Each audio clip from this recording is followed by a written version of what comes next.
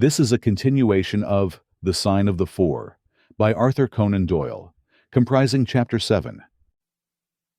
Chapter 7. The Episode of the Barrel. The police had brought a cab with them, and in this I escorted Miss Morstan back to her home. After the angelic fashion of women, she had borne trouble with a calm face, as long as there was someone weaker than herself to support, and I had found her bright and placid by the side of the frightened housekeeper. In the cab, however, she first turned faint, and then burst into a passion of weeping. So sorely had she been tried by the adventures of the night. She has told me since that she thought me cold and distant upon that journey. She little guessed the struggle within my breast, or the effort of self-restraint which held me back. My sympathies and my love went out to her, even as my hand had in the garden. I felt that years of the conventionalities of life could not teach me to know her sweet, brave nature, as had this one day of strange experiences. Yet there were two thoughts which sealed the words of affection upon my lips. She was weak and helpless, shaken in mind and nerve. It was to take her at a disadvantage to obtrude love upon her at such a time. Worse still, she was rich. If Holmes's researches were successful, she would be an heiress. Was it fair, was it honorable, that a half-pay surgeon should take such advantage of an intimacy which chance had brought about? Might she not look upon me as a mere vulgar fortune-seeker? I could not bear to risk that such a thought should cross her mind. This Agra treasure intervened like an impassable barrier between us. It was nearly 2:00 when we reached Mrs. Cecil Forrester's. The servants had retired hours ago, but Mrs. Forrester had been so interested by the strange message which Miss Morstan had received that she had sat up in the hope of her return. She opened the door herself, a middle-aged, graceful woman, and it gave me joy to see how tenderly her arms stole round the other's waist, and how motherly was the voice in which she greeted her. She was clearly no mere paid dependent, but an honored friend. I was introduced, and Mrs. Forrester earnestly begged me to step in and tell her our adventures. I explained, however, the importance of my errand, and promised faithfully to call and report any progress which we might make with the case. As we drove away, I stole a glance back, and I still seemed to see that little group on the step, the two graceful, clinging figures, the half-open door, the hall light shining through stained glass, the barometer, and the bright stair rods. It was soothing to catch even that passing glimpse of a tranquil English home in the midst of the wild, dark business which had absorbed us. And the more I thought of what had happened, the wilder and darker it grew. I reviewed the whole extraordinary sequence of events as I rattled on through the silent gaslit streets. There was the original problem. That, at least, was pretty clear now. The death of Captain Morstan, the sending of the pearls, the advertisement, the letter. We had had light upon all those events. They had only led us, however, to a deeper and far more tragic mystery. The Indian treasure, the curious plan found among Morstan's baggage, the strange scene at Major Sholto's death, the rediscovery of the treasure immediately followed by the murder of the discoverer, the very singular accompaniments to the crime, the footsteps, the remarkable weapons, the words upon the card, corresponding with those upon Captain Morstan's chart. Here was indeed a labyrinth in which a man less singularly endowed than my fellow lodger might well despair of ever finding the clue. "Go on, you drunken vagabond," said the face. "If you kick up any more row, I'll open the kennels and let out 43 dogs upon you." "If you'll let one out, it's just what I have come for," said I. "Go on!" yelled the voice. "So help me gracious, I have a wiper in the bag, and I'll drop it on your head if you don't hook it." "But I want a dog," I cried. "I won't be argued with," shouted Mr. Sherman. "Now stand clear, for when I say 3, down goes the wiper." "Mr. Sherlock Holmes," I began, but the words had a most magical effect, for the window instantly slammed down, and within a minute the door was unbarred and open.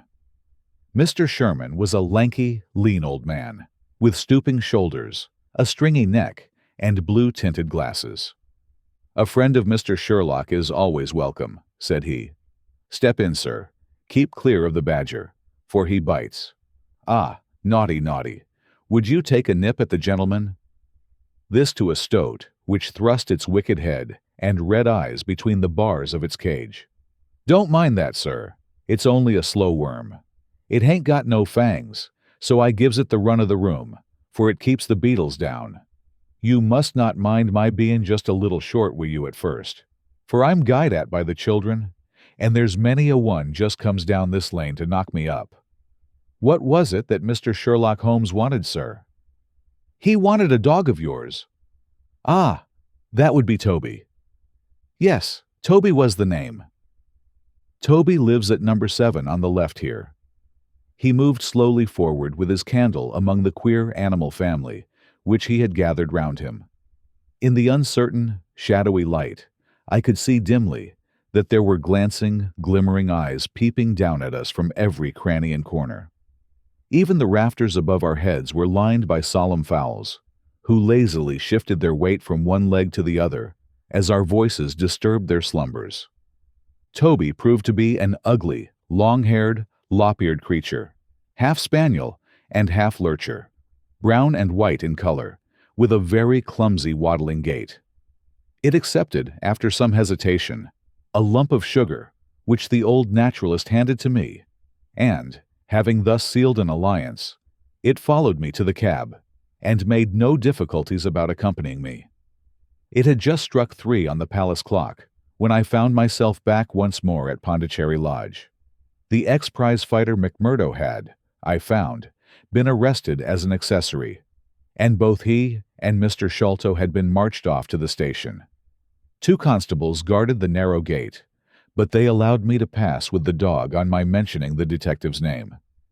Holmes was standing on the doorstep, with his hands in his pockets, smoking his pipe. "Ah, you have him there," said he. "Good dog, then. Athelney Jones has gone. We have had an immense display of energy since you left. He has arrested not only friend Thaddeus, but the gatekeeper, the housekeeper, and the Indian servant. We have the place to ourselves, but for a sergeant upstairs. Leave the dog here and come up." We tied Toby to the hall table and reascended the stairs. The room was as he had left it, save that a sheet had been draped over the central figure. A weary-looking police sergeant reclined in the corner. "Lend me your bullseye, Sergeant," said my companion. "Now tie this bit of card round my neck so as to hang it in front of me. Thank you. Now I must kick off my boots and stockings. Just you carry them down with you, Watson. I am going to do a little climbing, and dip my handkerchief into the creosote. That will do. Now come up into the garret with me for a moment." We clambered up through the hole. Holmes turned his light once more upon the footsteps in the dust. "I wish you particularly to notice these footmarks," he said. "Do you observe anything noteworthy about them?" "They belong," I said, "to a child or a small woman. Apart from their size, though. Is there nothing else?" "They appear to be much as other footmarks."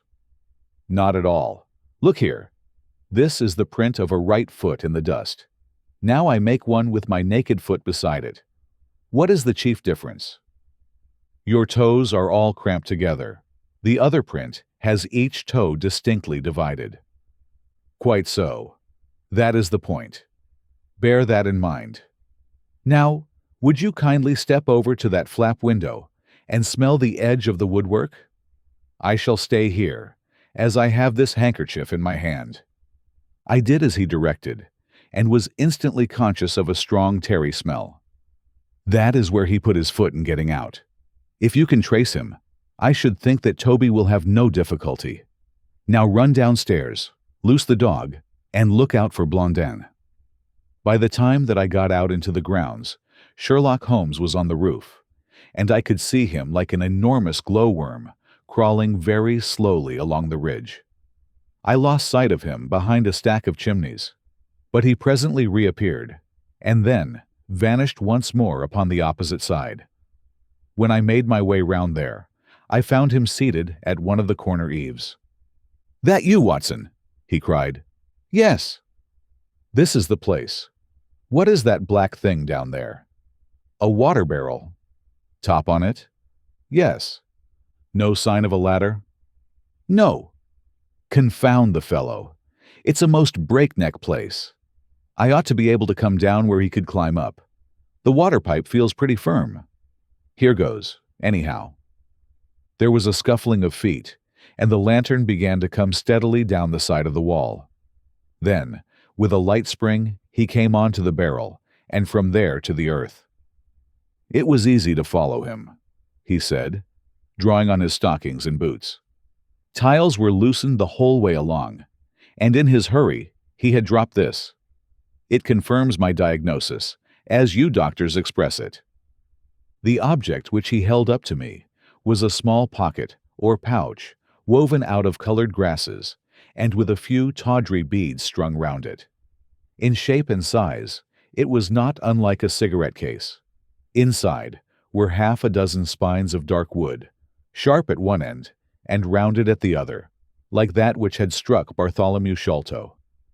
"They are hellish things," said he. "Look out that you don't prick yourself. I'm delighted to have them, for the chances are that they are all he has. There is the less fear of you or me finding one in our skin before long. I would sooner face a martini bullet myself. Are you game for a 6-mile trudge, Watson?" "Certainly," I answered. "Your leg will stand it?"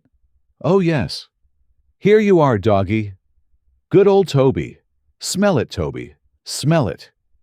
He pushed the creosote handkerchief under the dog's nose, while the creature stood with its fluffy legs separated, and with a most comical cock to its head, like a connoisseur sniffing the bouquet of a famous vintage.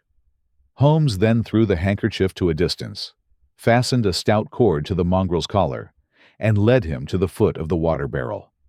The creature instantly broke into a succession of high, tremulous yelps, and, with his nose on the ground and his tail in the air, pattered off upon the trail at a pace which strained his leash and kept us at the top of our speed.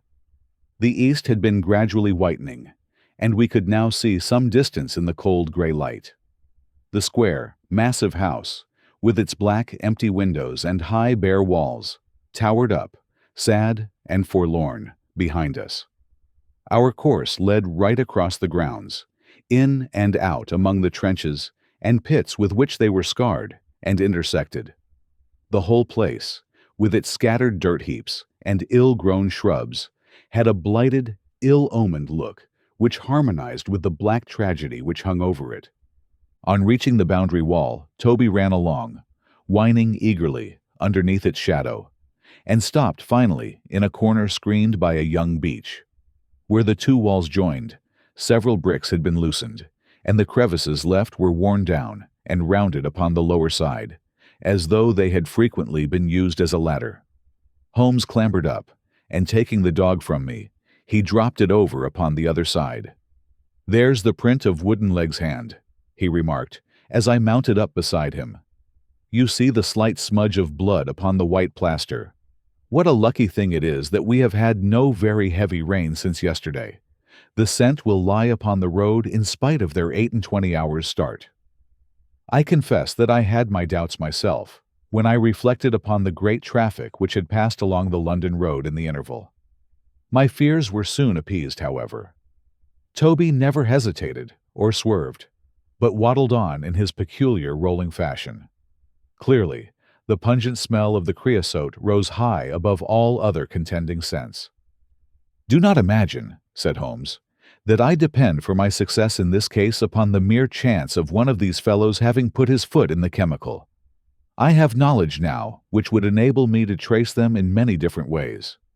This, however, is the readiest, and, since fortune has put it into our hands, I should be culpable if I neglected it. It has, however, prevented the case from becoming the pretty little intellectual problem which it at one time promised to be. There might have been some credit to be gained out of it, but for this too palpable clue." "There is credit, and to spare," said I. "I assure you, Holmes, that I marvel at the means by which you obtain your results in this case, even more than I did in the Jefferson Hope murder. The thing seems to me to be deeper and more inexplicable. How, for example, could you describe with such confidence the wooden-legged man? Pshaw, my dear boy, it was simplicity itself. I don't wish to be theatrical. It is all patent and above board. Two officers who are in command of a convict guard learn an important secret as to buried treasure. A map is drawn for them by an Englishman named Jonathan Small. You remember that we saw the name upon the chart in Captain Morstan's possession. He had signed it in behalf of himself and his associates, the sign of the four, as he somewhat dramatically called it. Aided by this chart, the officers, or one of them, gets the treasure and brings it to England, leaving, we will suppose, some condition under which he received it unfulfilled. Now then, why did not Jonathan Small get the treasure himself? The answer is obvious. The chart is dated at a time when Morstan was brought into close association with convicts. Jonathan Small did not get the treasure because he and his associates were themselves convicts and could not get away. But that is mere speculation, said I. It is more than that. It is the only hypothesis which covers the facts. Let us see how it fits in with the sequel. Major Sholto remains at peace for some years, happy in the possession of his treasure. Then, he receives a letter from India, which gives him a great fright. What was that? A letter to say that the men whom he had wronged had been set free, or had escaped. That is much more likely, for he would have known what their term of imprisonment was. It would not have been a surprise to him. What does he do then? He guards himself against a wooden-legged man, a white man, mark you, for he mistakes a white tradesman for him and actually fires a pistol at him. Now, only one white man's name is on the chart. The others are Hindus or Mohammedans. There is no other white man. Therefore, we may say with confidence that the wooden-legged man is identical with Jonathan Small.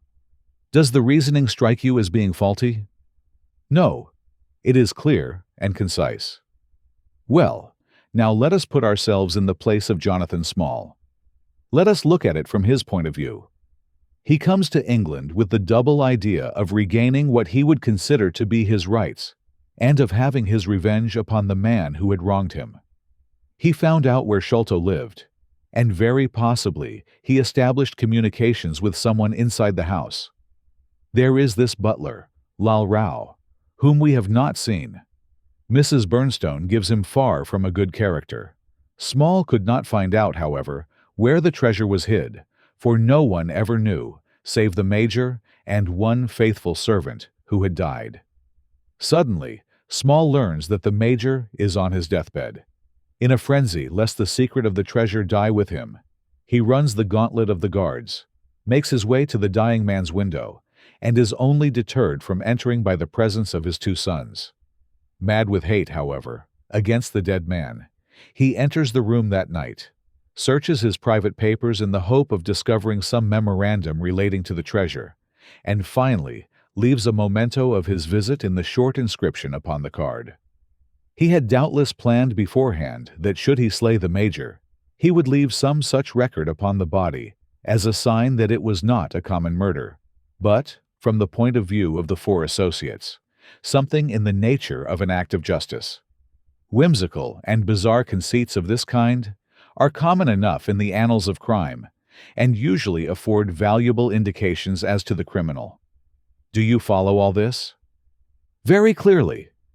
Now, what could Jonathan Small do? He could only continue to keep a secret watch upon the efforts made to find the treasure. Possibly he leaves England, and only comes back at intervals. Then comes the discovery of the garret, and he is instantly informed of it.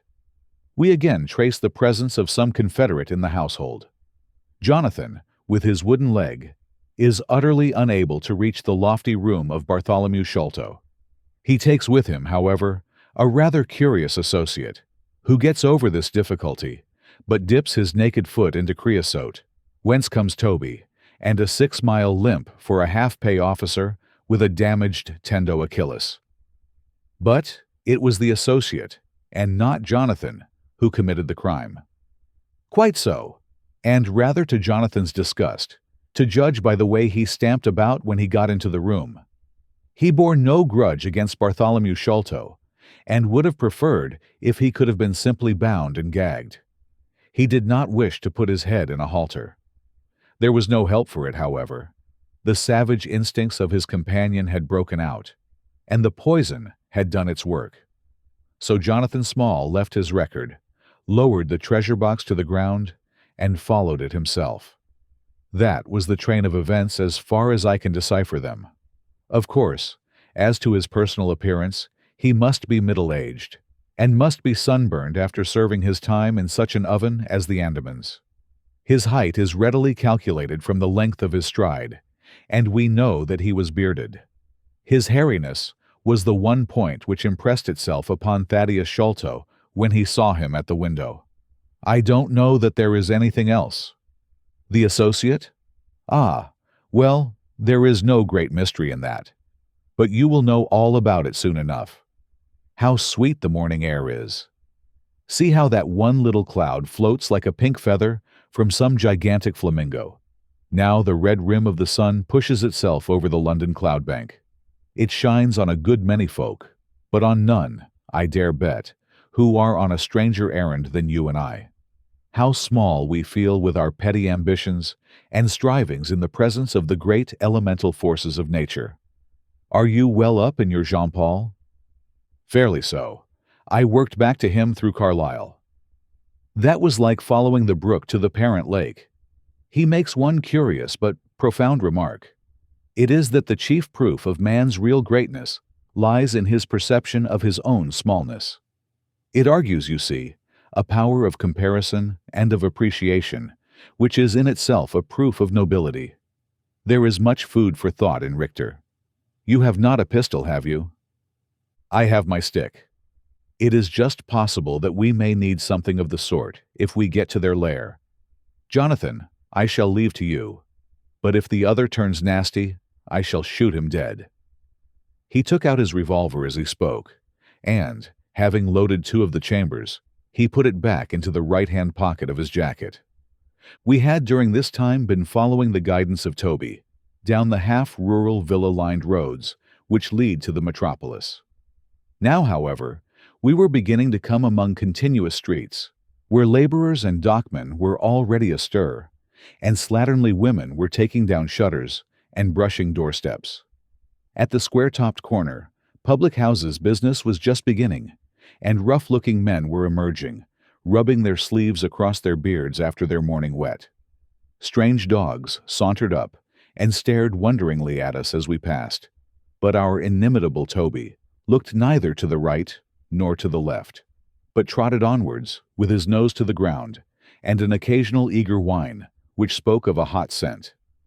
We had traversed Streatham, Brixton, Camberwell, and now found ourselves in Kennington Lane, having borne away through the side streets to the east of the Oval. The men whom we pursued seemed to have taken a curiously zigzag road, with the idea probably of escaping observation. They had never kept to the main road, if a parallel side street would serve their turn. At the foot of Kennington Lane, they had edged away to the left through Bond Street and Miles Street. Where the latter street turns into Knight's Place, Toby ceased to advance, but began to run backwards and forwards with one ear cocked and the other drooping, the very picture of canine indecision. Then he waddled round in circles, looking up to us from time to time, as if to ask for sympathy in his embarrassment. "What the deuce is the matter with the dog?" growled Holmes. "They surely would not take a cab, or go off in a balloon." "Perhaps they stood here for some time," I suggested. "Ah, it's all right. He's off again," said my companion, in a tone of relief. He was indeed off, for after sniffing round again, he suddenly made up his mind, and darted away with an energy and determination such as he had not yet shown. The scent appeared to be much hotter than before, for he had not even to put his nose on the ground, but tugged at his leash and tried to break into a run. I could see by the gleam in Holmes's eyes that he thought we were nearing the end of our journey. Our course now ran down 9 Elms until we came to Broderick and Nelson's large timber yard, just past the White Eagle Tavern. Here the dog, frantic with excitement, turned down through the side gate into the enclosure, where the sawyers were already at work. On the dog raced through sawdust and shavings, down an alley, round a passage, between 2 woodpiles, and finally, with a triumphant yelp, sprang upon a large barrel which still stood upon the hand trolley on which it had been brought. With lolling tongue and blinking eyes, Toby stood upon the cask, looking from one to the other of us for some sign of appreciation. The staves of the barrel and the wheels of the trolley were smeared with a dark liquid, and the whole air was heavy with the smell of creosote. Sherlock Holmes and I looked blankly at each other, and then burst simultaneously into an uncontrollable fit of laughter. This concludes the 4th part of 9 total of The Sign of the Four by Arthur Conan Doyle, produced by Best Audiobooks for free.